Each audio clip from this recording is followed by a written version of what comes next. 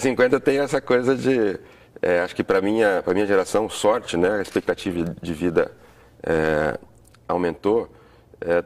Tem essa coisa de ter vivido uma vida inteira, no meu caso, várias, né? Várias vidas, porque muita coisa foi precoce na minha vida. Então, e ao mesmo tempo, com essa bagagem toda, espero ainda muito tempo pela frente, muitos planos, projetos, aprendizados, uma nova vida. Acho que é um ciclo que se fecha. Acho que eu estou chegando nos 50 como eu imaginei, no sentido de você ter uma maturidade para escolher agora os caminhos para onde você quer se dedicar mesmo nos próximos anos, e já com uma bagagem interessante.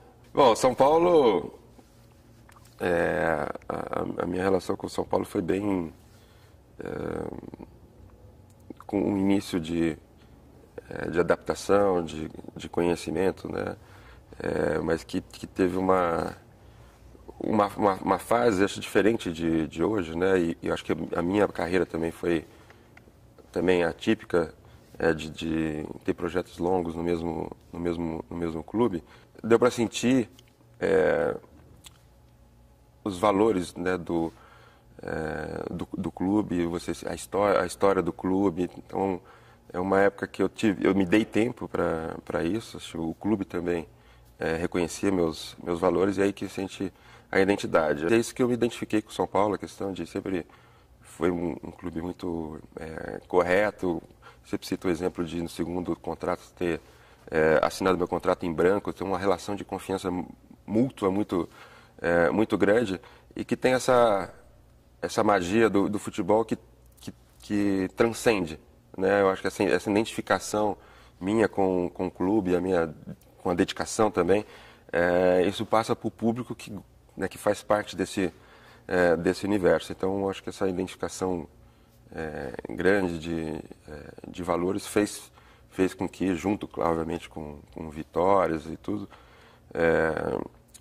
fez com que a tamanha dedicação que se misturam as histórias, né? Às vezes a gente pode pensar assim, não, porque ganhou, porque teve título, mas se não tem dedicação, talvez não se desse tempo de chegar aos títulos, né? Então, quando você tem identificação e você quer, você sente parte daquilo, e você quer que aquilo seja maior, né? No caso, eu queria dar tudo de mim para fazer o São Paulo maior ainda. Eu acho que é aí que essa é a relação que eu sinto em São Paulo, né? Parte da minha vida, da minha formação, e muito orgulhoso de ter feito uma parte de um momento importante da história do clube. Acho que tem essa feliz coincidência, né? Chegando, então, meu aniversário de 50 anos, o time reagindo. Isso, claro, que me deixa mais feliz nesse momento. O São Paulo de 2015, eu não consigo ver só o time, a equipe, né, o treinador, o momento da Libertadores, mas eu vejo como um momento de transição, né? Transição maior de 2015, que eu acho que pode ser mais interessante ainda do que está se passando dentro de campo, que teve crises, né? Uma crise política importante, teve a saída de um treinador que fez história no clube, com personalidade muito forte, então, o ciclo do Rogério que está terminando. Então, tudo isso que são dificuldades tem que ser encarada como oportunidades, né? E aí as pessoas que estão ali na decisão, que fazem parte do pensar um novo futebol, um novo clube, fica na questão esportiva, né? De ter um planejamento, né? De médio e longo prazo, de conseguir encontrar uma equipe de técnica, né? De treinadores, um staff que faça parte desse planejamento desde o início. Então, eu vejo 2015 como um ano chave para o futuro, para a próxima década, para mim chegar com 60 anos mais feliz do que menos preocupado do que com 50, com São Paulo, né? Eu estou feliz pelos resultados, acho que São Paulo vai melhorar, tem uma boa equipe, mas eu estou vendo muito esse lado aí, uma temporada que, se bem trabalhada, as dificuldades, pode ser o início de uma nova era para o São Paulo. A decisão não foi tão difícil para mim, porque acho que eu estava num bom momento, eu tinha tido uma contusão grave 2 anos antes, então, mesmo estando jogando bem ainda, eu nunca me arrependi do momento da decisão. Sempre tentei me preparar para isso, mas tem suas dificuldades. Eu tinha uma convicção que acho que no inconsciente já me ajudou bastante nessa transição, que era o trabalho social, né, fazer montar um projeto, me dedicar a ele, acho que colocar muitas coisas que o futebol me deu, que a carreira me deu, que minha família me conscientizou também de colocar isso em prática, né? Na transição foi muito importante, foi a criação da Fundação Gol de Letra, foi um pouquinho antes de eu parar, e quando eu parei, fiquei 2 anos me dedicando a isso. E esses 2 anos dedicando a Gol de Letra, acho que me deu estabilidade emocional, né? Além da família, obviamente, tudo. Estabilidade emocional para poder decidir com calma o que eu ia fazer profissionalmente, né? Como é que eu ia ganhar minha vida, ganhar recursos, já que a fundação, as ações sociais eram todas voluntárias, e muito pelo contrário, né, de colocar recursos. Minha vida de pós-jogador deixa bastante contente não só pelo estilo de vida, mas pelas realizações também, né? Acho que uma coisa importante também para mim é eu tenho essa necessidade de me descolar também um pouco, né,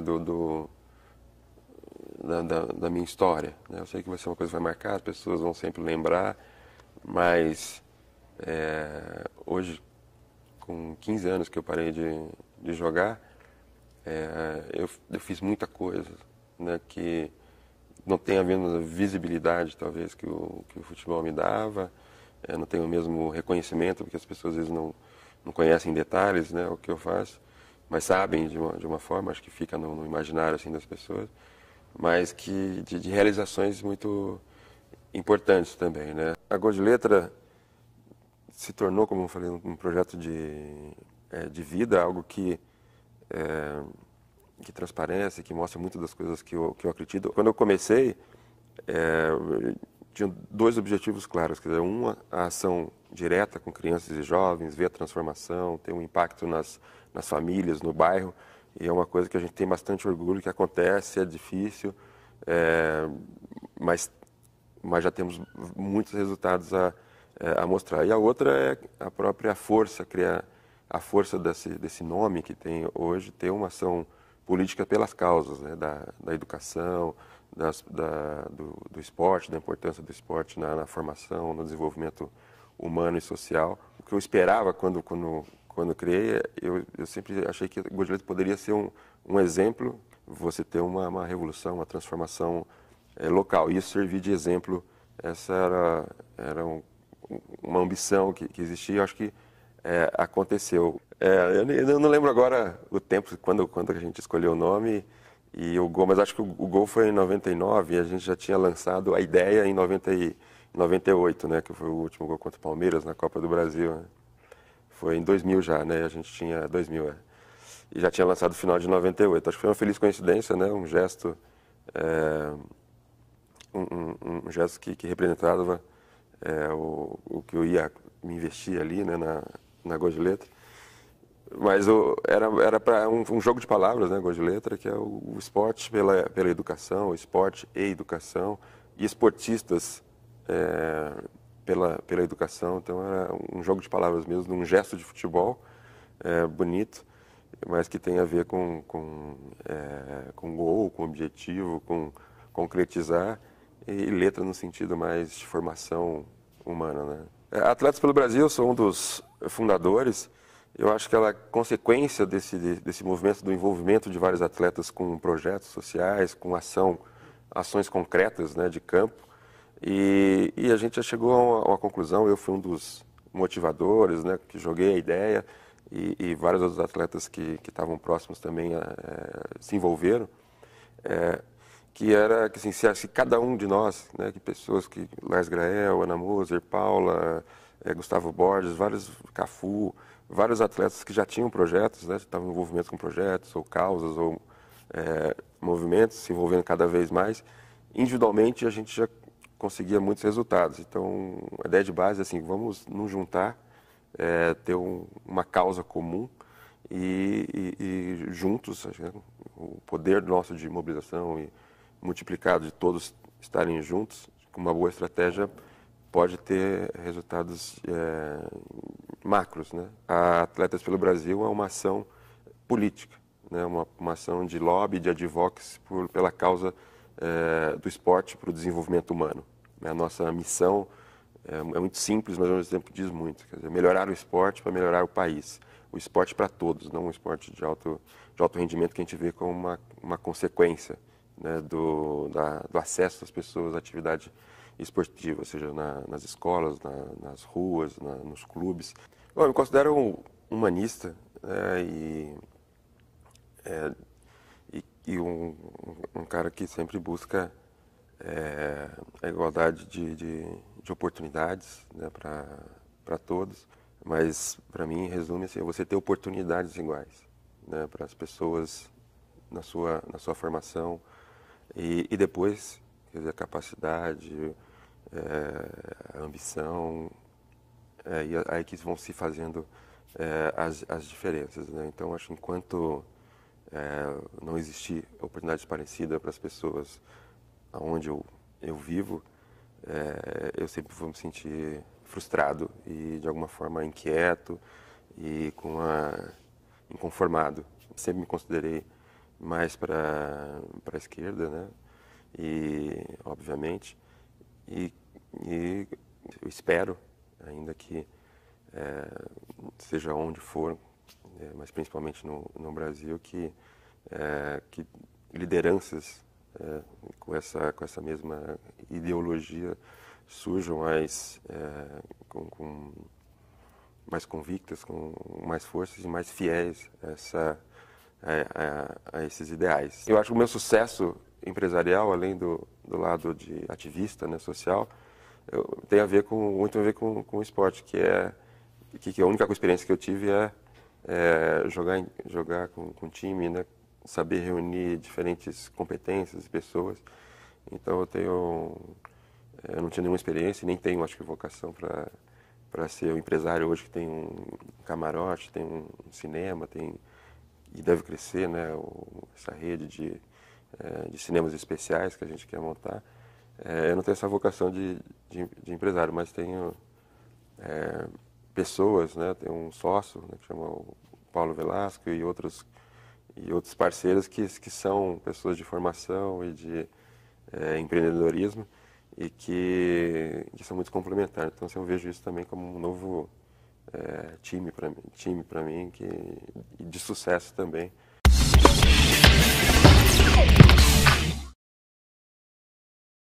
Bom, eu acho que o Tele, né, transcende muito o São Paulo, assim, não dá pra, eu acho que em termos de importância e idolatria para o torcedor de São Paulo pode estar próximo, mas o que ele representa, acho que no futebol não dá para se comparar. Foi uma pessoa que revolucionou, né, o esporte, marcou uma época no Brasil, no futebol brasileiro, e o São Paulo e a gente, né, que conviveu com ele, teve o privilégio de pegá-lo no momento que ele estava maduro, no auge da sua carreira. Quando a gente vê hoje Barcelona, Bayern, Real Madrid, os times, a gente vê que é um cara que estava muito à frente do seu tempo, né? Porque quando se falava com preocupações táticas, defensivas, não sei o que, ele já falou assim, não, dá para jogar bem, ganhar e jogando de forma bonita e atacando, né? Que é o objetivo a essência do futebol. Teve a fase, né, que ele me tirava todo jogo, né? Todo jogo faltando 15 minutos, ele me tirava jogando bem, jogando mal, e que ele queria me me provocar. E acho que ele percebeu isso no treino. Acho que teve um treino que ele me colocou no time reserva, eu estava no time titular, ele me colocou no time reserva. E eu aí eu fiquei puto, mas de vez em brigar com ele, eu pegava a bola e saía querendo driblar todo mundo, não sei o quê. Eu acho que aí que ele viu que aquilo me provocava uma reação que ele queria. Que aquele dezembro de 92 contra o Barcelona, que era o melhor time do mundo, pra gente foi assim, não, a gente acreditava, mas a gente provou aqui para nós mesmos, né, que somos o melhor time do mundo, construímos o melhor time do mundo. A gente confirmou isso e fez com que todo mundo acreditasse também, até o próprio Cruyff, né, que não imaginava isso.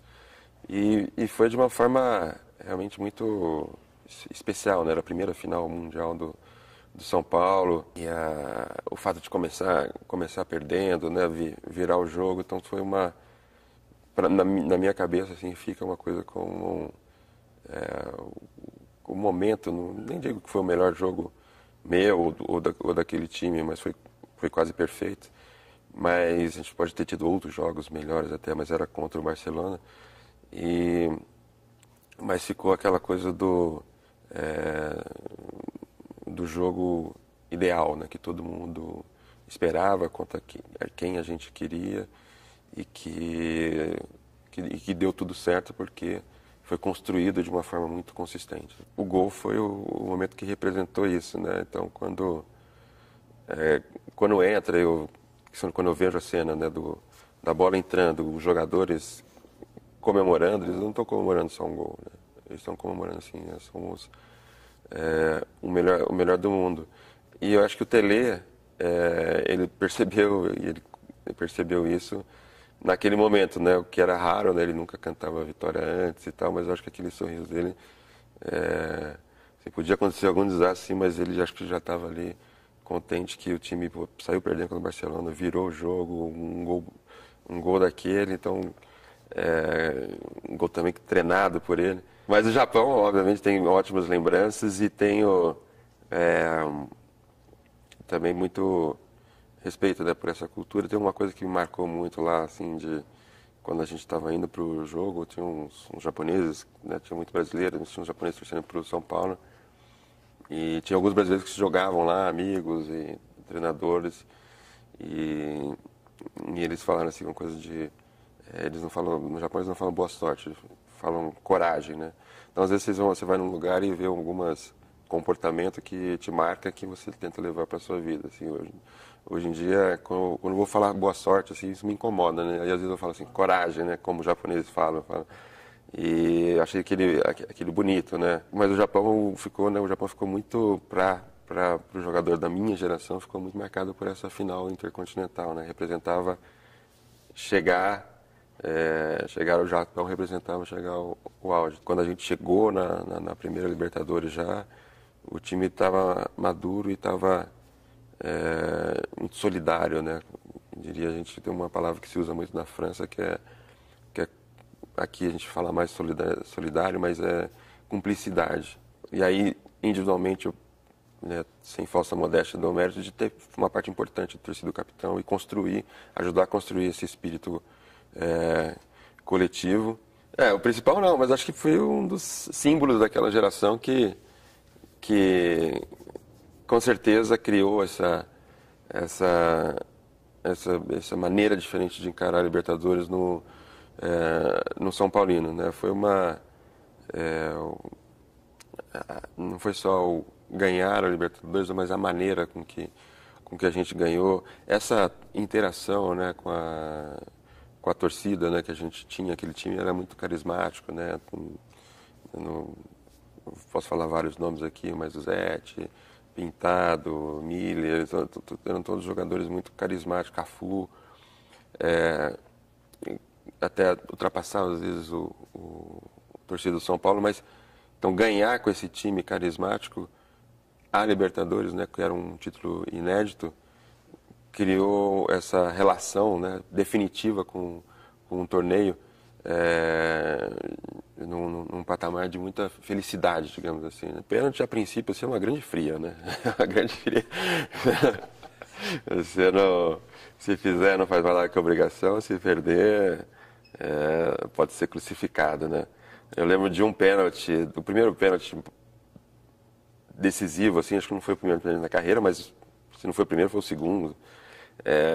Tava o Sócrates e meu pai assistindo o jogo no Botafogo e Ribeirão Preto, e o Botafogo jogando um jogo para não cair para a segunda divisão. Eu tinha 18 anos, 19 anos no máximo. Sai um pênalti no primeiro tempo, o atacante, Ronaldo, nosso atacante, bateu, perdeu o pênalti. Sai um pênalti aos 43 do segundo tempo. E o cara que tinha perdido o primeiro falou assim, não, eu não bato não. Aí o mais novo do time pega a bola para bater, e aí tem aí tem a coisa do estilo do meu pai e o Sócrates. É um louco, é um idiota, meu pai falando, né? Que é isso, ele tem que, o Sócrates, né? Tem que bater ele mesmo, não sei o quê. Eu acho que ali eu fui, fiz, marquei o gol para alívio do meu pai. E eu acho que ali eu peguei esse gostinho de encarar essa fria. Teve aquele pênalti na Libertadores, que eu comentei que teve um conselheiro que falou assim, não, o único, indo para o estádio, né, o único título que o São Paulo poderia ganhar de Libertadores, o São Paulo perdeu o pênalti, foi o Serrão perdeu o pênalti, né, foi a chance que a gente tinha de ser campeão da Libertadores em 74, não sei. E o cara conta pra mim que sou o batedor de pênalti, né? Aí isso não teve como tirar do meu corpo, porque quando saiu o pênalti foi a primeira coisa que eu lembrei. E aquele foi o pênalti mais importante da minha carreira. Eu sofri muito, foi um dos momentos mais complicados da minha carreira. Mas o que eu mais lamento hoje, pós-carreira, é que a única coisa assim que os corintianos, até o campeonato de 90 que a gente perdeu pro Corinthians, os corintianos já tinham esquecido, não sei o quê. É a única coisa porque eles sempre me acharam o carrasco do Corinthians. E é a única coisa que meio que aliviam eles. Então todo mundo fala porra, aí na final, não sei o quê, tal. Então hoje ficou essa coisa de torcedor, assim, puta, ou se tivesse acontecido no começo da minha carreira, né? Ali no final, assim, quase que um álibi que o torcedor do Corinthians tem. Eu acho que ali pode ter tido um excesso de confiança, porque eu não tinha estudado ou me atualizado do histórico do Dida em pênaltis, né? Acho que não estava muito ligado nos adversários, estatísticas, essa coisa. E ele tinha pego já, acho que 7 ou 8 pênaltis seguidos já, né? E aí, tipo, às vezes, toma um cuidado maior, assim, quando tem um goleiro com histórico desse. Aí eu bati o primeiro pênalti, acho que não foi tão difícil dele defender, apesar de ter sido uma boa defesa. E o segundo, aí foi todo o mérito dele, foi muito bem batido, forte no canto, assim, não quis correr risco mesmo. E ele pegou a bola, pegou assim no dedo dele, ficou ali, quase entrou. Mas foi um dos momentos mais complicados e faz parte desse risco, né, de ser... Eu poderia ter não batido o segundo pênalti, né? Passou pela tua cabeça não bater? Não lembro, sim, sinceramente não lembro. Depois do jogo, com certeza passou. Não bateu o segundo pênalti, né? Acho que eu tenho mais saudade mesmo, são de emoções que eu vivi. Eu quero reviver, geralmente tem a ver com momentos muito ligados à família, amigos mais próximos, mas ainda bem, né, que ainda tem possibilidades, né? Algumas pessoas meu pai, Sócrates e outras pessoas, poucas pessoas próximas que eu perdi. Essa é uma saudade que a gente tenta matar de outras formas, mas as saudades que eu tenho são de momentos que me deixam feliz, mas que felizmente ainda posso reviver, né? Então, alguns momentos com minhas filhas pequenas, mas tão grandes hoje, mas posso viver de outra forma. Acho que são as saudades boas. Assim. Bom, hoje em dia, acho que o futebol brasileiro, infelizmente, acho que esse momento aí de estagnação, digamos assim, técnica, com menos jogadores surgindo, Eu acho que não tem como não tirar a responsabilidade de toda uma geração que esteve e muitos estão ainda de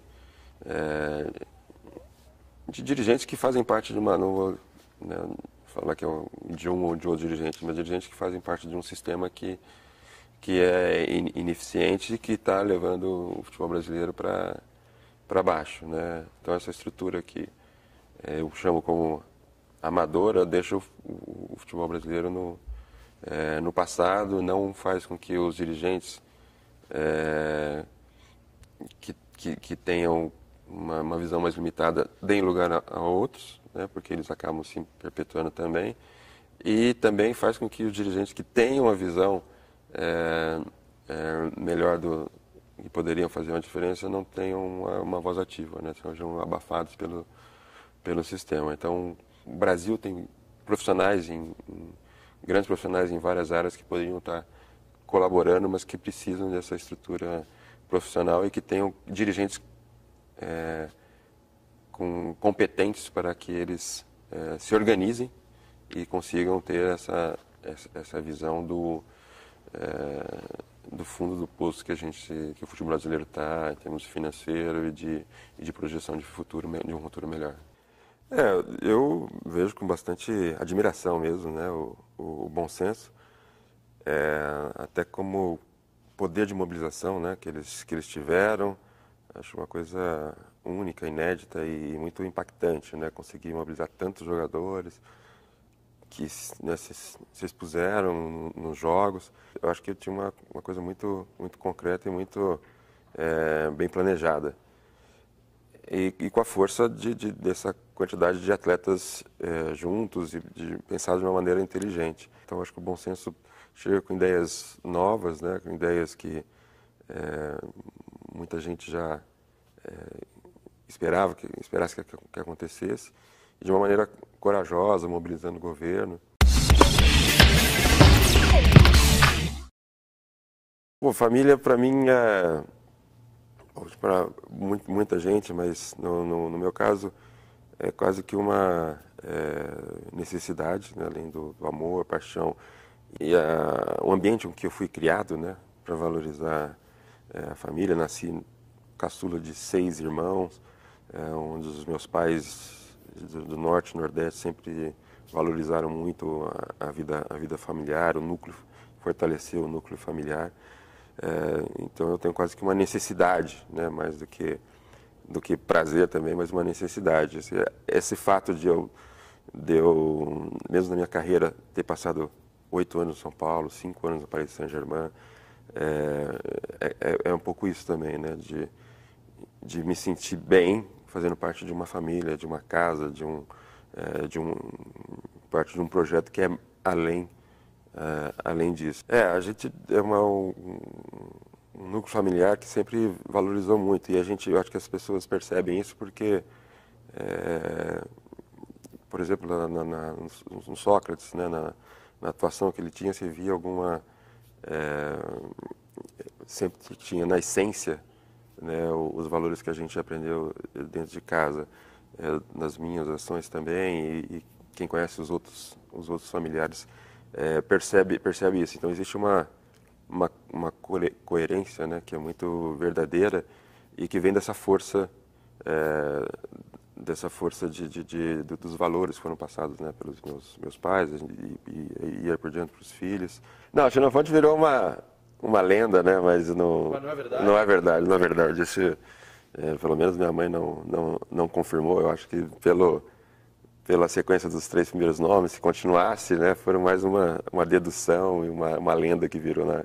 E quando ele colocou os nomes Sócrates, Sóstenes e Sófocles, era porque estava fazendo parte dos estudos dele. Ele sempre gostou muito de estudar, sempre foi muito inteligente. Se caso essa lenda teve um pouco de verdade, eu agradeço muito, porque vencer no futebol chamando Xenofonte seria muito complicado, né?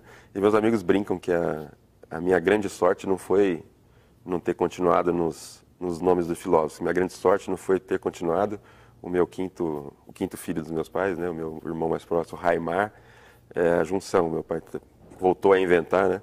Começo de Raimundo, que é o nome dele, e final de Guiomar, então, Raimar. Então todos meus amigos falam que a minha grande sorte não foi ele não ter continuado na lógica do Raimar, porque senão seria Guiomundo. Aí ia ser difícil saber qual que era o pior, aí, Genofonte ou Guiomundo. Mas tive muita sorte, no final ele pegou o começo do nome dele, Raí, acabou ficando original e ficou uma sequência bem interessante. Acho que mostra esse lado curioso, instigante, né, da família e principalmente dos meus pais, né, que todo mundo quer saber quem que teve, né, quem são os pais de Sócrates, Sóstenes, Sófocles, Raimundo, Raimar e Raí, né? Bom, Sócrates eu acho que é um personagem, né, da história do país, do esporte nacional e acho que também de como postura, né, e personagem também mundial, né? Então acho que um cara que entrou para a história e muito pela postura mesmo dele, pelo homem que ele era, também uma pessoa que sempre teve um compromisso muito grande com a liberdade, acho que tem a ver também com a geração dele, né, que cresceu, né, na ditadura, né, se amadureceu com uma ditadura, um cara que fez medicina na USP, né, em Ribeirão Preto, e jogou futebol profissional. É um personagem já bem diferenciado, como raros. Poucos conseguem fazer o que ele fez e jogar futebol no nível que ele... E pouco a pouco acho que ele foi potencializando isso naquilo que ele acreditava e naquilo que era a grande luta da época, que precisava muita coragem, né? Muita inspiração também, imaginação, mas muita coragem. E isso só é motivo de orgulho, né, para a família. Uma coisa que eu nunca falei, acho que é legal, muito legal de falar quando colocam, né, para ver as diferenças. E o que eu acho que ia falar que é engraçado, por exemplo, quando tinha Senna, e apesar de ser um super fã do Senna, mas Senna e Piquet, eu gostava do Piquet. Tivesse Chico e Caetano, tenho a tendência a gostar mais do Caetano, mais do cara irreverente. Então acho que se eu não fosse o Raí, se tivesse Raí e Sócrates, eu ia gostar mais do Sócrates, que é o cara mais irreverente e tudo. E é engraçado isso, né? Porque eu, no meu comportamento, geralmente às vezes também você idolatra um cara que você queria ser, então tem muita coisa no estilo dele que eu acho que falta em mim. Acho que também, né, no estilo dele, coisas que ele pode... se ele tivesse um pouco mais maleável e tal, em algumas coisas que meu estilo, ele poderia também ter, às vezes, sofrido menos ou conquistado outras coisas, mas cada um tem o seu estilo. Bom, eu fui pai com 18 anos, né, com 17 ficamos grávidos e foi uma coisa que acabou fazendo com que eu queimasse algumas etapas e um amadurecimento precoce, digamos assim, o que foi bom para a carreira. Para a carreira foi muito bom. E depois eu fui pai com 40 anos agora, tenho uma filha de 10 anos. É uma coisa que, para mim, me preenche muito, né? E que é a coisa que mais dou valor. E, ao mesmo tempo, sempre foi uma luta, né? Esse equilíbrio entre ter uma vida de esportista primeiro, mas de pessoa pública. E ser pai sempre foi uma coisa também que ajudou a manter pé no chão, né? Bom, eu fui avô com 34 anos e também muito jovem, e marcou para mim duas coisas, né? Uma essa coisa de ter várias vidas em uma só. Então eu até os 35 eu já tinha sido, né, pai, tinha acompanhado as minhas filhas, morei fora, tive uma carreira com começo, meio e fim e tive uma neta, uma avó, né, é uma vida de 60 anos em 35. Eu acho que o que eu posso comparar e que foi bem parecido, assim,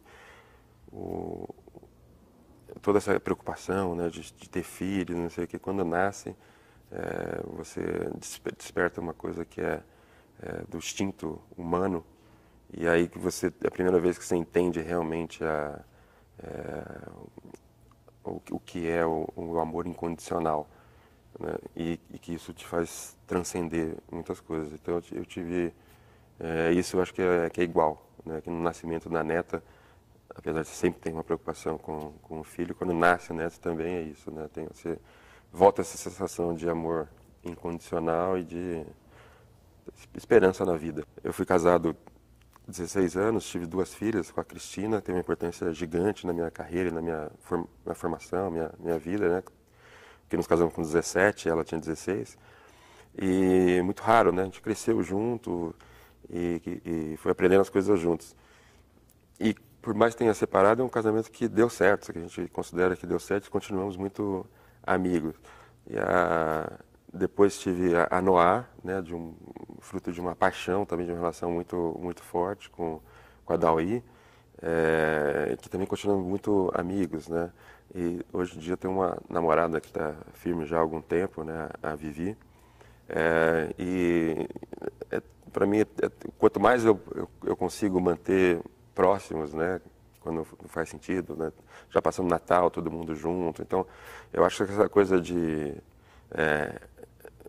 isso demonstra, né, de continuar amigo, de continuar próximo, demonstra o que foi a relação, né, com respeito, com cumplicidade, amizade. E também tive, cara, depois da primeira separação, tive um período pós-carreira, meio adolescente também, né, que eu não tinha vivido, sem relacionamentos sérios e tal, com mulheres importantes na minha vida, que foram experiências também com pessoas diferentes, que muito ricas. Passei 5 anos sem carro e pretendo voltar a viver sem carro. Sempre digo que trouxe mais riqueza, né, para minha vida. Acho primeiro de tudo que o trânsito é uma das poucas coisas na vida que me irritam. Então começou a ideia por isso, mas eu vi que não ter carro ou andar muito menos, né, de carro, além de ser uma coisa, para além, né, de ser uma coisa ecológica e ajudar na poluição, no próprio trânsito, é uma coisa que te deixa, se sente mais humano, né? Você andar de metrô, essa energia humana, né, comparando com o carro, andando fechado, ar-condicionado e ali no seu mundinho, você se sente talvez mais confortável, mais seguro, mas muito menos interessante. Bom, o dinheiro para mim, o grande valor que o dinheiro me traz é a liberdade, né? Eu acho que eu agradeço e vou procurar manter, né, meu padrão de vida, óbvio, da minha família, né, manter a qualidade de vida da minha família é o mais importante, mas para mim, pessoalmente, o que ele tem de mais de valor é a liberdade. E para mim, liberdade não precisa muito, né? Eu gosto de viajar, né? Já tenho minha casa, não preciso nem de carro. Então, não sou uma pessoa que ostenta, nunca tive essa tentação, não tenho paixão excêntricas por coisas de muito valor financeiro, não tenho uma atração por isso.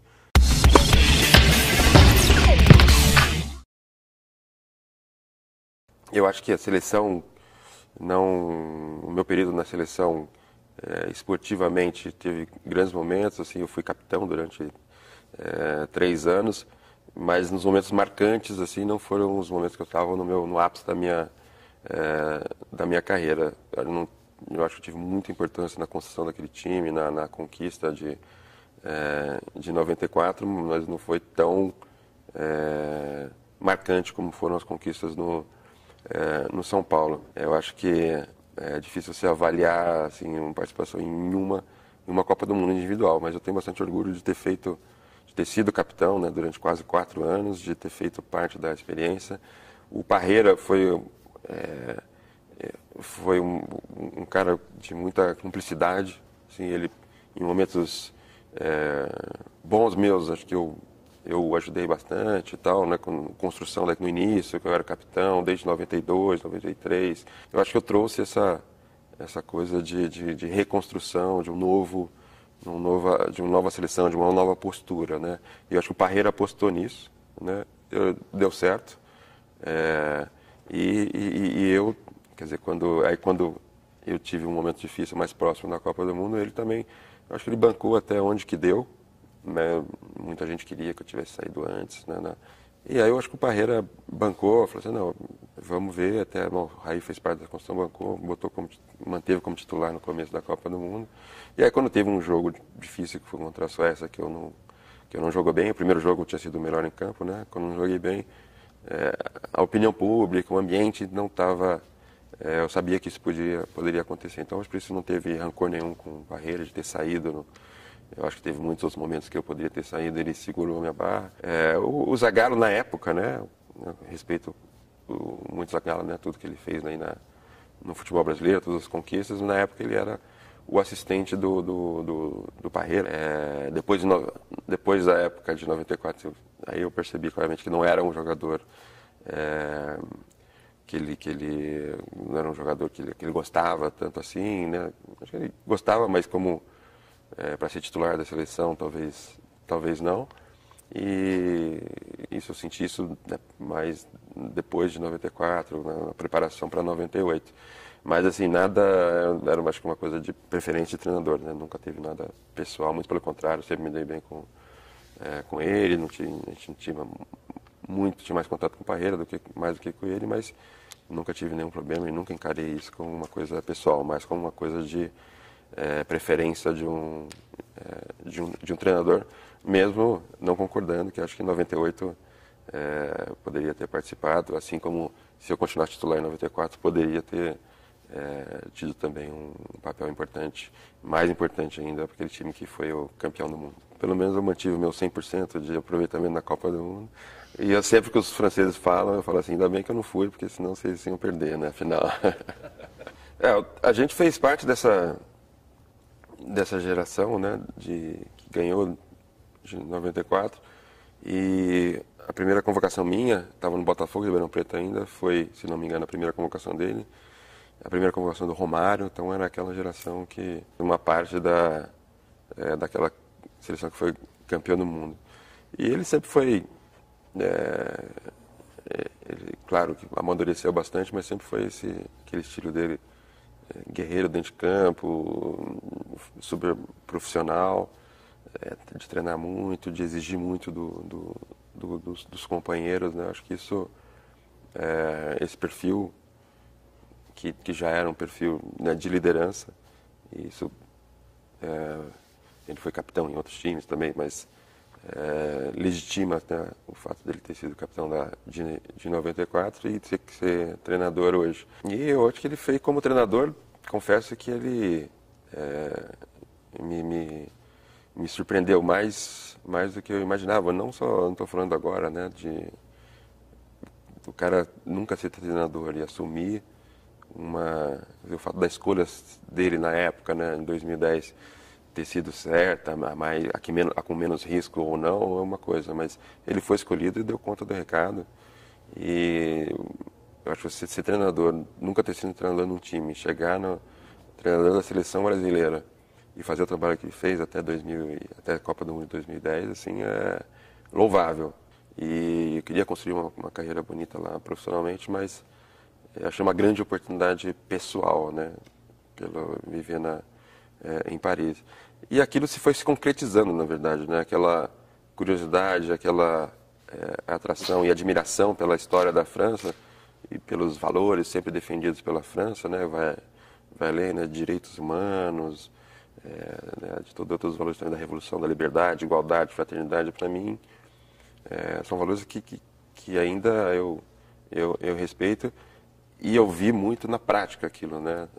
Então foi uma questão de uma coisa difícil, que foi eu estava passando um período difícil no início profissional, mas ao mesmo tempo curtindo a cidade e foi uma conquista mesmo, né? Assim, não foi só voltar a jogar bem, mas eu queria conquistar aquela cidade.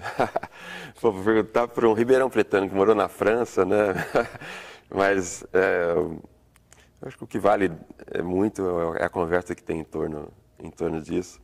Então, e tem muito a ver com cultura também, né? Então eu tenho a cultura natural da cerveja, eu tomo muito mais, para responder diretamente, tomo muito mais chopp, cerveja do que vinho, mas muito por morar no Brasil, né? E quando eu morava na França, eu estava igual ali, né? Igualava, porque, bom, eu nunca vou perder essa coisa do Ribeirão Preto, do chopp, da tradição. Acho que hoje em dia existe uma coisa diferente de outras épocas, que é alguns clubes têm muito recurso financeiro, muito mais do que os outros, e conseguir reunir verdadeiras seleções, né? Antigamente, a diferença da seleção para os clubes é que os clubes tinham mais tempo de treinamento, né? Mas tinha lá seus 2, 3 craques, né? Hoje em dia você tem equipes inteiras que são todas de seleção, todos os jogadores são de seleção, que não tinha na minha época. Então isso potencializa ainda mais o craque, né? Explica o Messi na seleção da Argentina, é um craque, sempre vai ser um craque, mas o Barcelona é muito mais ainda, potencializa porque ele joga ao lado de mais 15 craques também, né? Por exemplo, para mim, né, pessoalmente, eu acho os 3 craques, jogando esses 3, tem outros craques também, né? Mas nesse nível aí estão poucos que chegam próximo. Eu considero o Neymar também craque, eu envolvo também a plasticidade, o poder de decisão dele, mesmo ainda não ser tão decisivo quanto o Messi em termos de número de gols e decidir uma partida que tá difícil, mas acho que ele está chegando cada vez mais próximo. Mas o que ele faz com a bola e a genialidade das jogadas,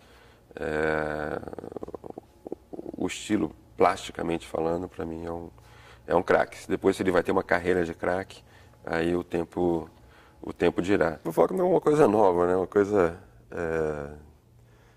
secular e que vai mudando de acordo com os meios, né? As pessoas quererem viver a vida dos outros, saber da vida dos outros, às vezes para não olhar para si próprio, para sua própria, né? Mas acho que é mais uma coisa que acho que tem que tomar cuidado também, né? Tem sempre meio excêntrico, tentador, né? Tentar querer saber da vida dos outros e tudo, mas eu acho que as pessoas que estão mais interessadas no seu crescimento e no envolvimento que tem com as pessoas que fazem parte da sua vida, acho que é algo muito mais interessante.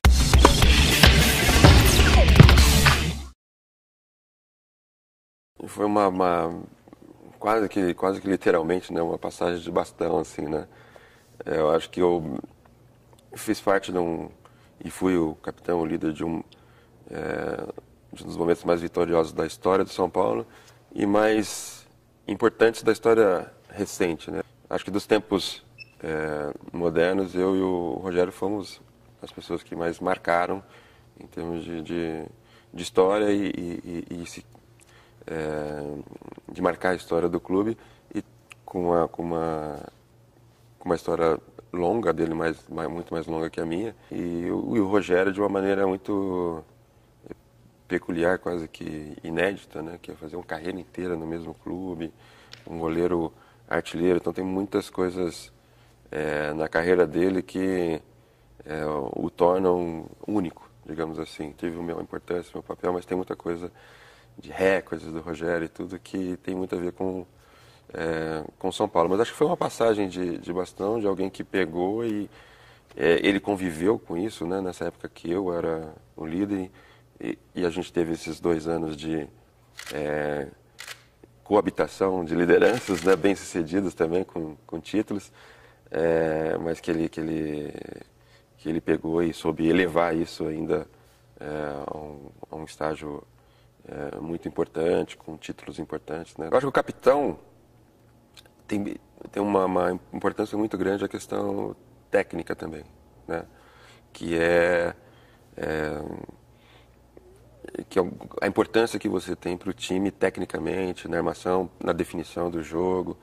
E o líder é muito mais que isso, né? Claro que você ter uma função decisiva, ser um grande jogador, ajuda, mas não é o suficiente para você ser um líder. Eu acho que a grande diferença é essa.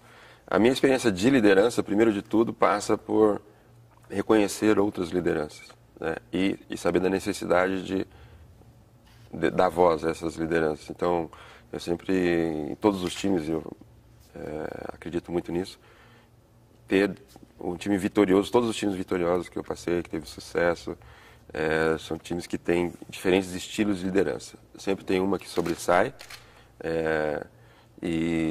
mas aí normalmente é o capitão, mas que se tiver só um estilo de liderança não funciona, né? Para você ganhar um título, ou ter uma fase com vários títulos. Eu sempre fui uma pessoa, eu descobri a minha liderança, né? Eu sempre fui muito tímido, muito calado, discreto, e eu sempre achei que isso era completamente, né, incompatível com liderança.